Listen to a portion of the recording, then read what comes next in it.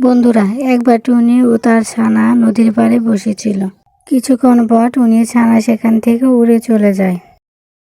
আর এক সময় উড়তে উড়তে একটা মাঠে গিয়ে দাঁড়ায়। আর সেখানে দাঁড়িয়ে দেখতে পায় এক কাক ঘুড়ি উড়াচ্ছে। সেটা দেখে টুনির ছানারও খুবই ইচ্ছে হলো ঘুড়ি উড়াতে। তারপর টুনির ছানাটি সেখান থেকে চলে যায় তার মায়ের কাছে, তাদের বাসায়।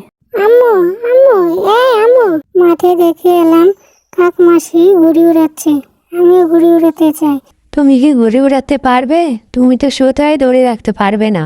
না আম্মু, আমি পারবো। ঠিক আছে, তুমি যাও, কিছুক্ষণ পর গিয়ে আমি তোমাকে নিয়ে আসবো। তারপর ছোট্ট টুনির ছানা আর কাক একসাথে মিলে মনের আনন্দে ঘুড়ি উড়াতে থাকে। তারপর হঠাৎ করে সেখানে এক ডাইনি এসে হাজির হয়।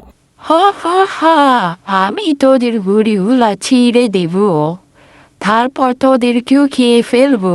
আহা হা হা।